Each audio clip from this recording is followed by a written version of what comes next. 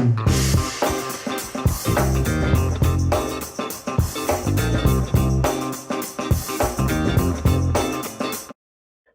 hello everyone. Welcome to our Mintbean workshop, specifically our Mintbean React workshop, things you think you know about React. This is actually part 2 of our React series that Justin has been doing, but it's okay if you didn't attend the first one, not a problem. We do have a third one coming up on this Monday as well, so feel free to register for that as well. But for everyone else, hello, good morning, good night, good afternoon, as I said before. Let me introduce Justin. So he's a senior front-end developer at Mastery Mastery Coding? Coding, yeah, Mastery Coding. There we go, Mastery Coding. He's been working on a lot of side projects himself, and he's been a very, very active speaker with our Mintbean community, and so we really appreciate the time he spends with us, and we love the workshops that he hosts, so we really hope that you guys enjoy it too. He loves to be interactive with you guys, so feel free to, go on voice and ask him any questions, or if you're a little shy, ask them in the chat. This is very casual, and I'm very, very excited to kickstart this workshop. So without further ado, Justin, I will give you the floor. Ooh, all right. Thank you for that amazing introduction.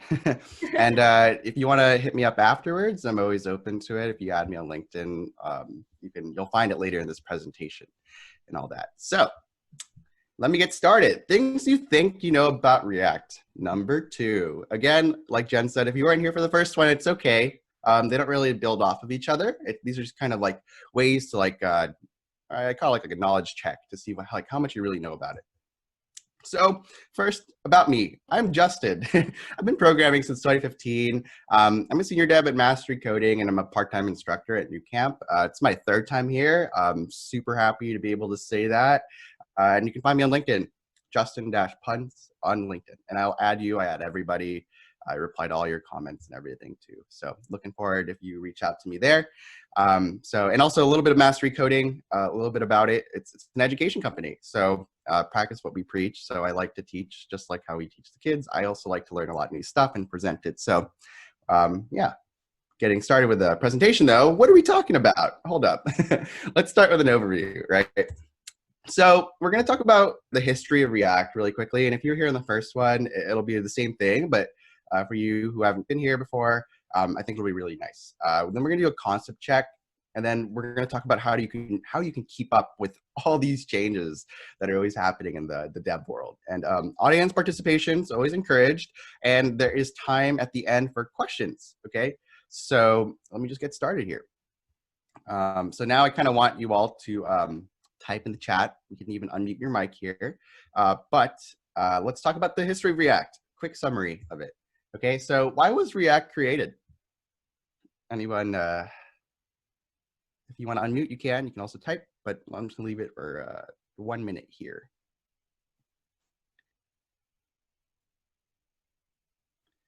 Make Facebook run faster. Yeah, you know what? That's I haven't heard that. Yeah, that's a very good one, Harold. That's actually one of the reasons why. But it didn't start off as React. It was called something else at the time.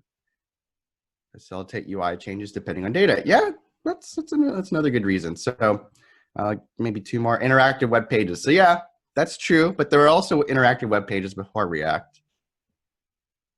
These are all really good answers. There's actually not one correct answer. There are like many of them. So all right. So thank you, Andrew, Leon, Owen, Sean, for giving it cross-platform framework.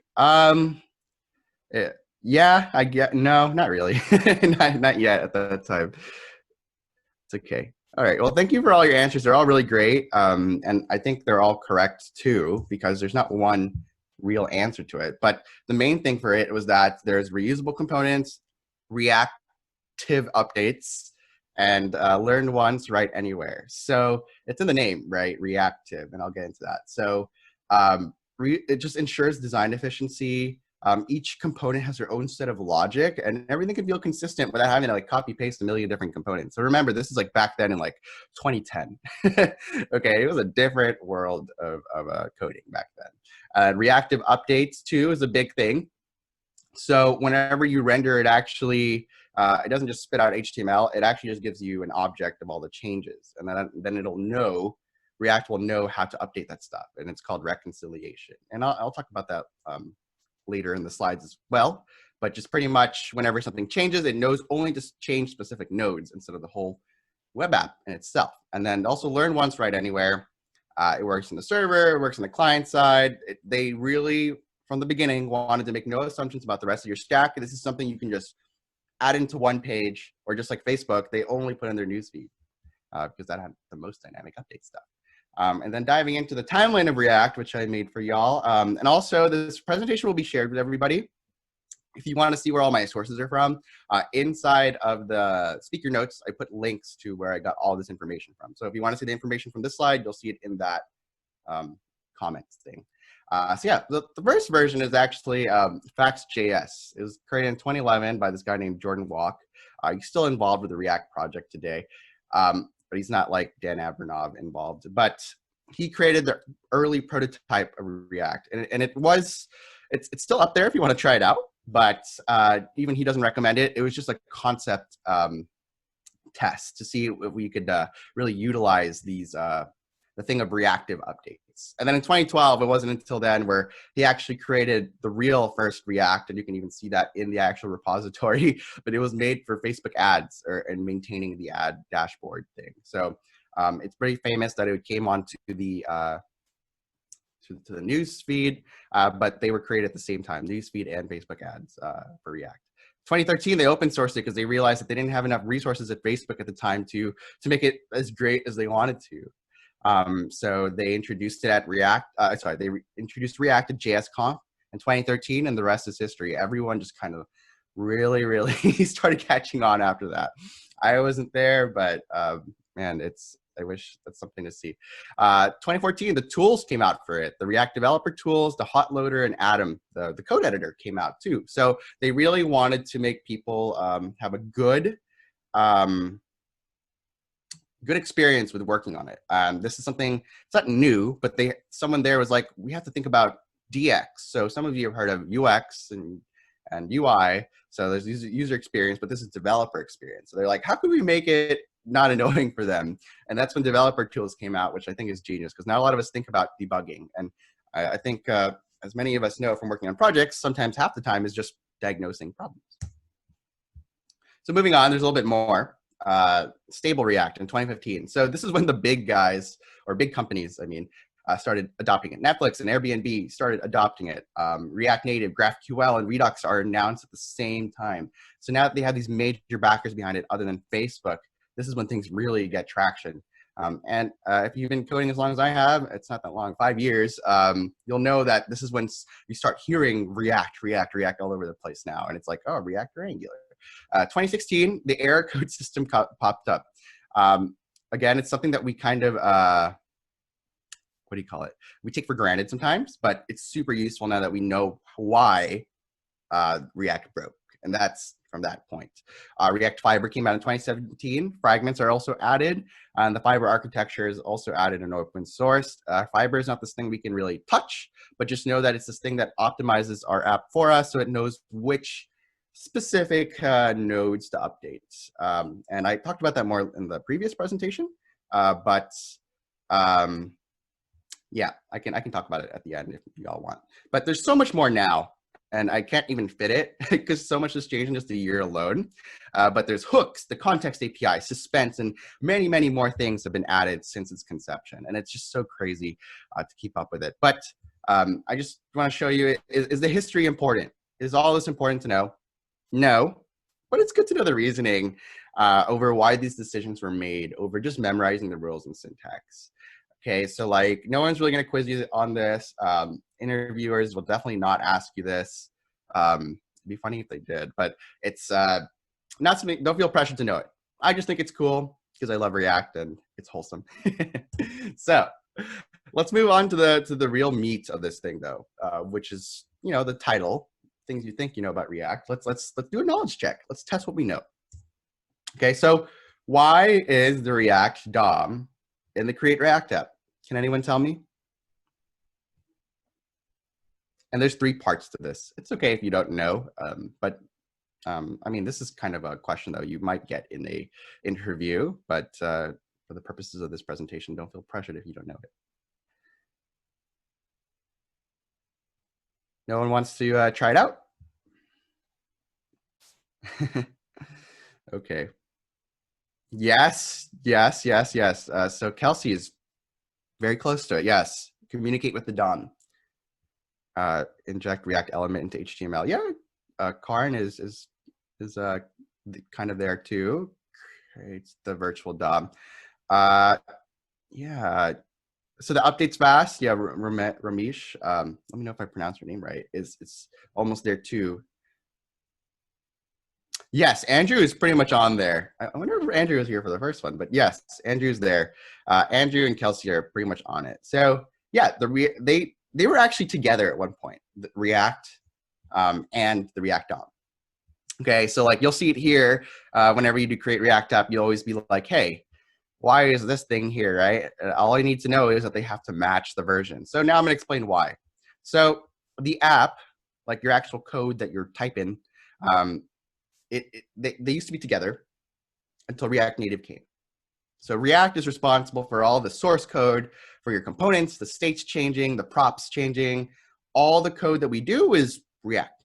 React DOM, however, is really the glue. It's the thing that lets you talk to the DOM.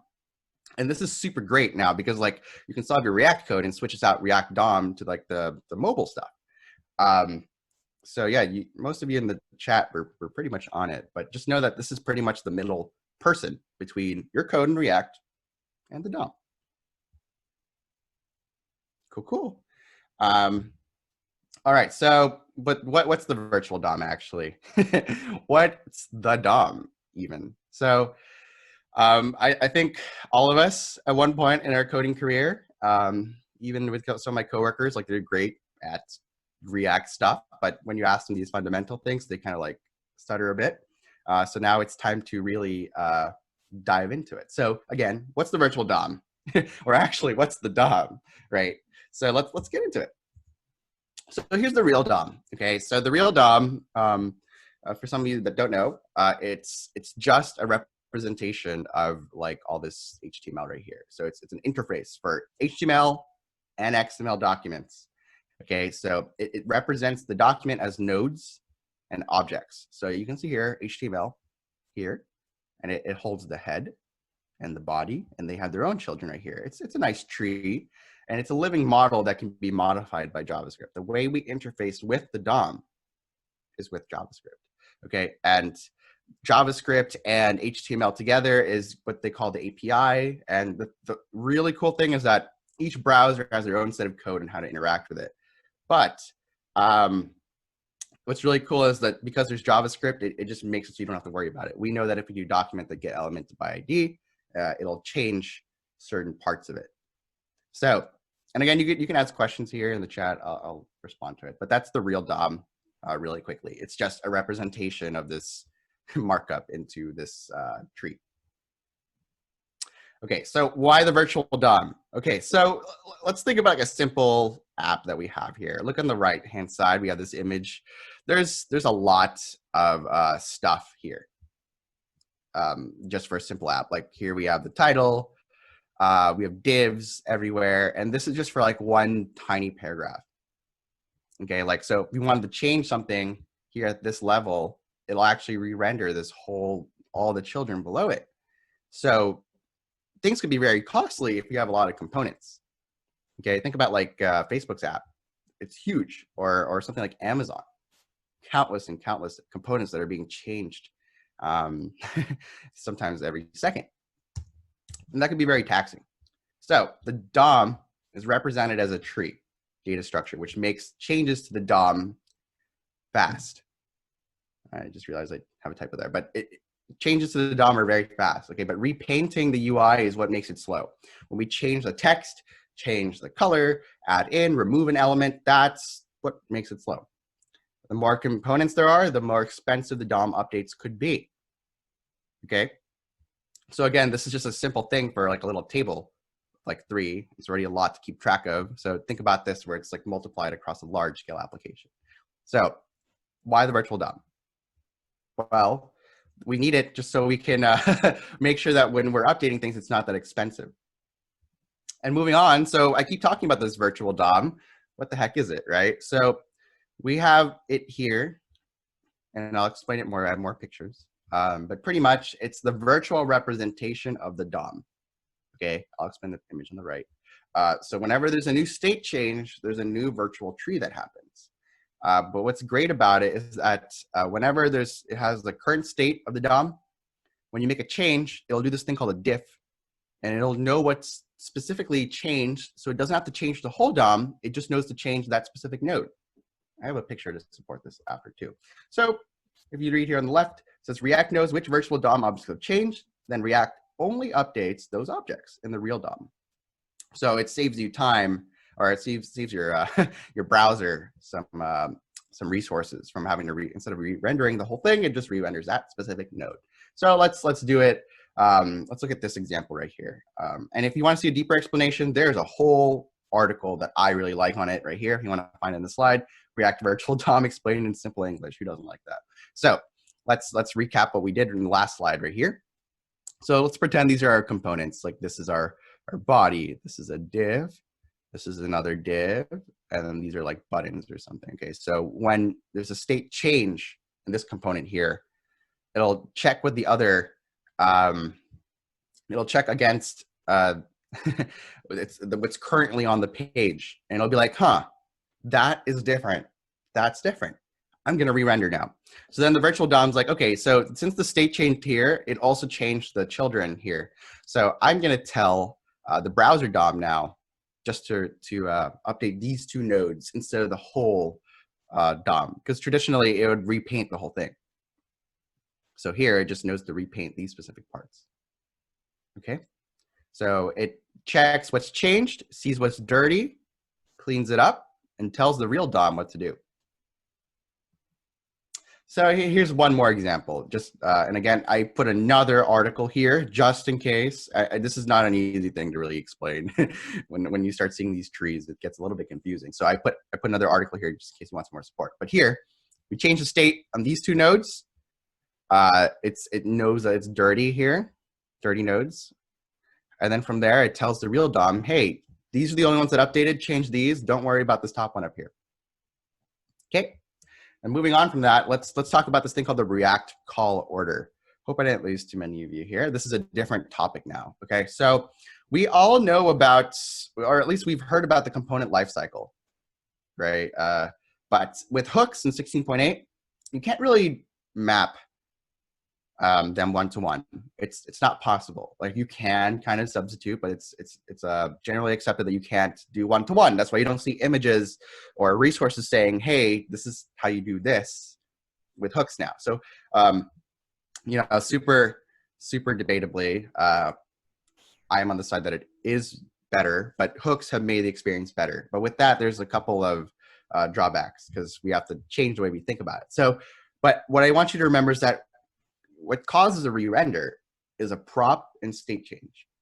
Okay, if a variable were to change inside of this thing right here, it wouldn't cause the state. I mean, it wouldn't cause a re-render. States or props need to change in order to re-render. So let's just do a quick review here. So if I have this component called internal, I have a console log, I'm called after, and I have in my app, I'm called first. Okay, as we expect, it's going to go, I'm called first, and then I'm called after. Did I lose anyone here? Okay, cool. So remembering this, it's about to get a little bit more confusing, but it's called React call order because instead of component lifecycle, because it's the way things are called. So going into a more sophisticated example, don't worry, I'll explain it. It's just important to know that use effect will always run after mounting. And use effect is called in a bottom-up fashion. I'll explain that in this slide. And effects resolve first, and then the parent. Okay, so you can ignore the bottom part now, surprisingly.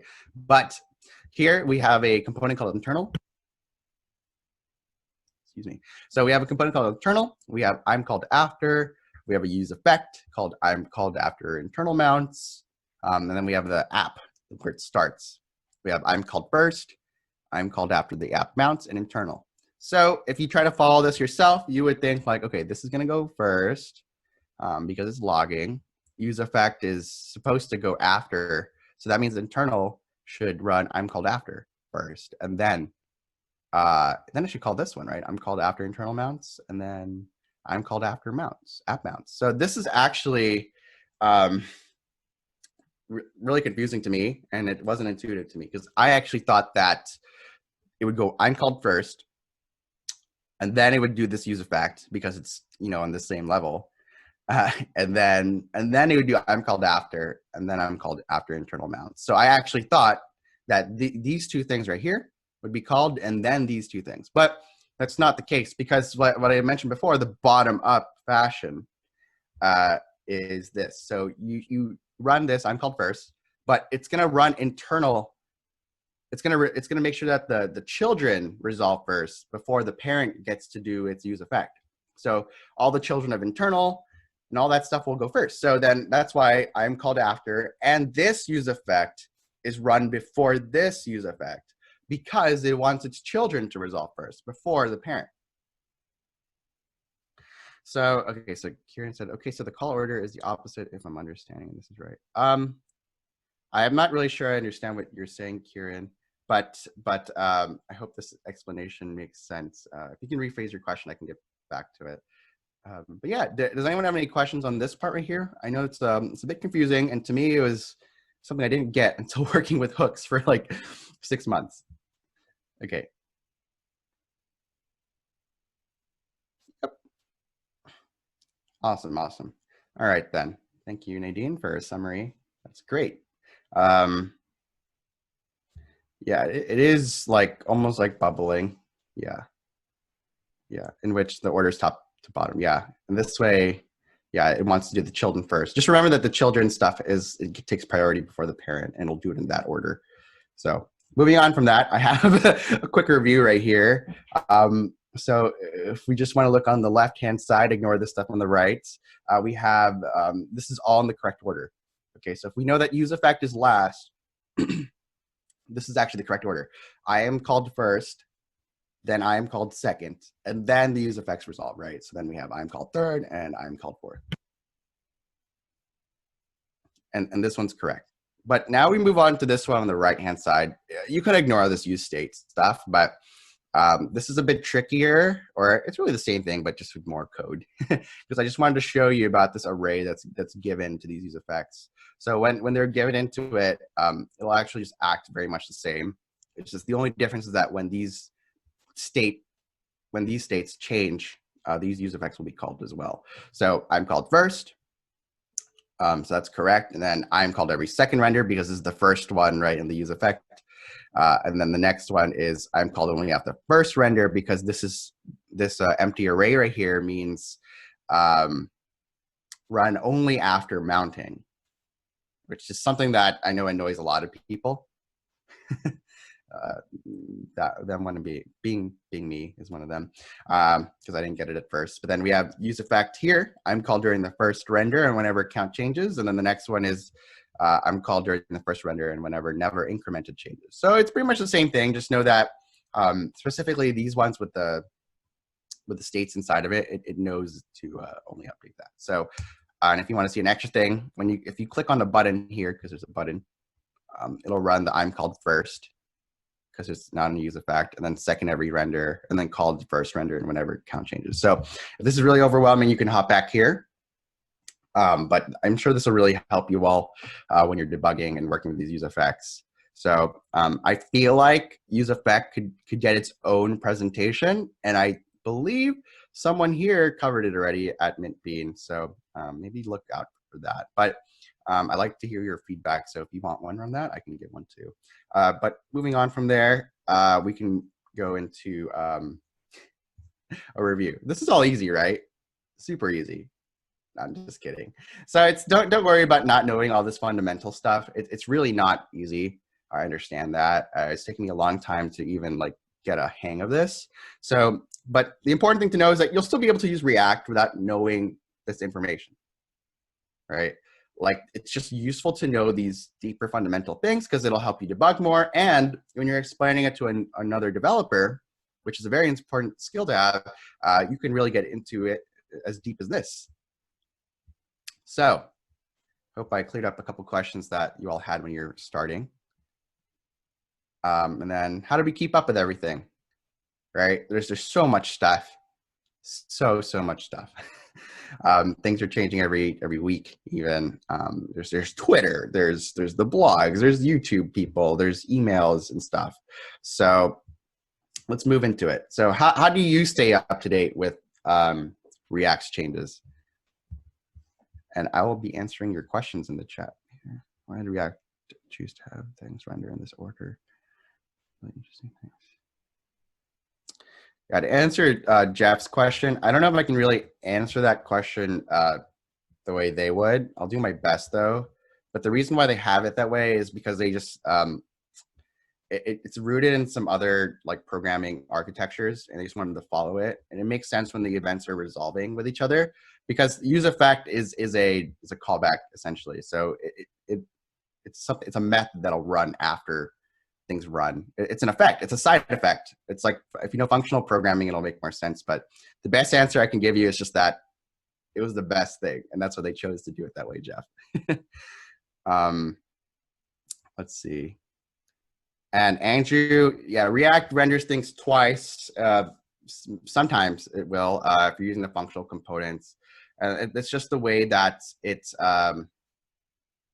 done. Like when after it renders something, it still needs to check if there's the states and the overhead stuff has changed as well. And it's just the order of stuff. So if a state didn't change, actually, it probably won't render again. If you're seeing a component render twice, probably something in the parent has changed that's made the child change. And you can get around that by using this thing called a pure component. If you use a pure component, it'll know not to change or re-render that specific component if the parent has changed. It's really useful for things that are static. For example, a navbar won't really change if that's in the body, but if the whole app changes, it'll know not to change that top part right there. So pure components, if you want to use the hook equivalent, you can also use memo and all that too. But Andrew, yeah, great. Getting into the docs are great. And yes, I agree that they're not always that clear, but there's also more stuff than just reading what's like the now. It's cool to look at what to anticipate as well. So it's a great answer, Andrew. But I left you all with all the resources I personally use. If you have more, message me on Discord. I can add more to this, and I'll give you credit. I'll be like, thanks for adding this.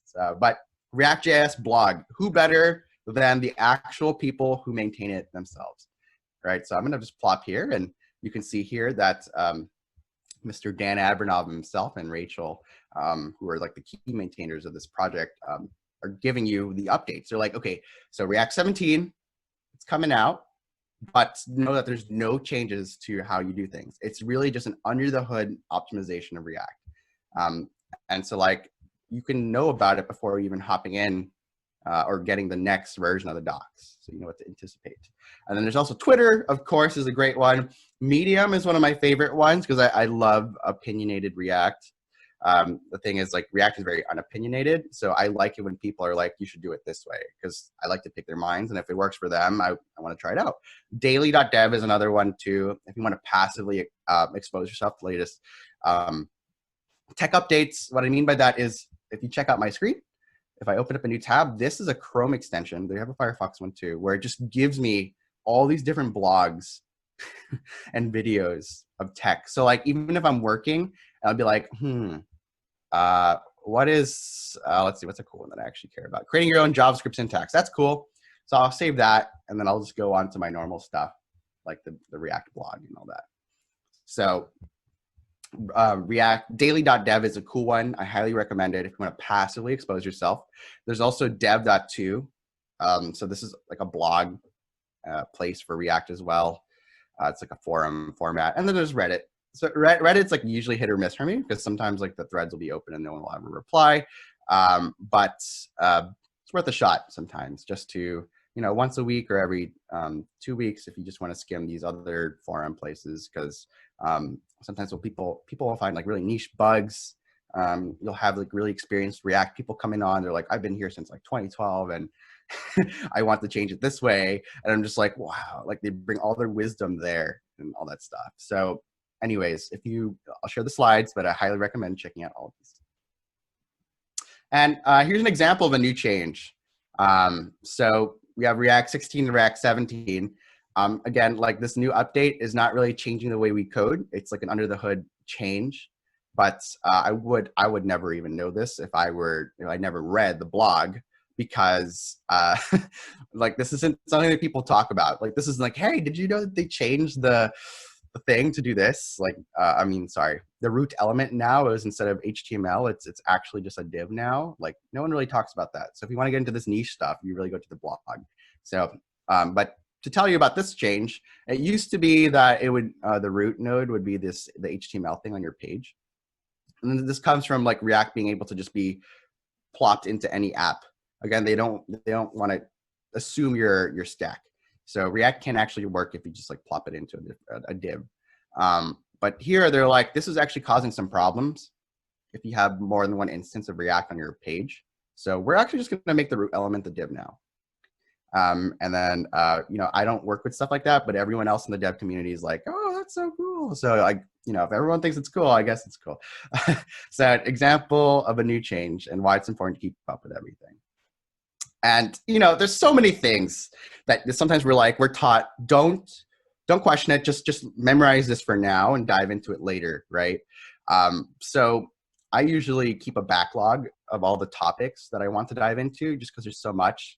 So it's like you overhear things, you skim things. So for me, I'm like, okay, there's a new React 17 candidate. I'm going to write that down in my notes, just on my phone. There's a React Profiler API. What the heck is that? I'm going to write that down so I can dive into it later. And then how to bake a pie. And then am I drinking too much coffee? I just write down all the questions I have so I can like put a pin on it and come back to it later. This strategy works for me. If you have any other ones, I'd like to borrow them, because I'm still trying to figure out my system. Yes, self-reflection is always good. But yeah, and that's it. Congrats, you made it. I hope it's inspired you all to dive deeper into each of your stacks, React or Angular or whatever. Just question everything. Just don't go crazy on it. So yay. And here's some potential future topics I have. I can either get into untangling React Fiber. I can get into uncontrolled versus controlled components. What's in the Create React app? Like, have we ever really even unpacked what's in the Create React app? Have you ever dissected it? Or if you don't want to, but you want to learn about it, I can do that for you. And then you can help me out by reaching out. Okay, so with that, thank you again for your time. I hope you all enjoyed that. Any questions? Oh yeah, and you can also add me on LinkedIn. I like talking to you all.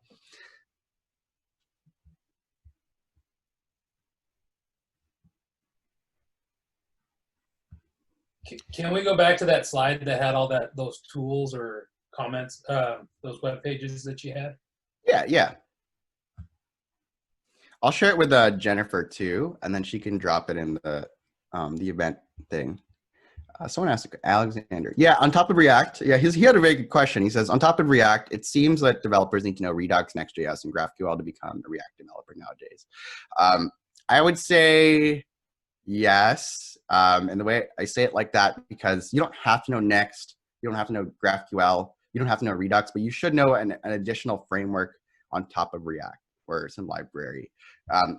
If you're trying to get a job, I would go on Indeed and search React jobs and look at the requirements. Usually they'll say you need to know Gatsby or GraphQL. Pick the one that vibes with you and try to align yourself with like the job you want. So if like I'm trying to work at like Hulu or something, I know that they're using Next.js. So I would study up on Next.js and anticipate Next.js questions, and I could build up a portfolio with only Next projects. So they'd be like, oh, this guy, he has our stack. Same thing for GraphQL and Redux. So typically, if you only need to use one.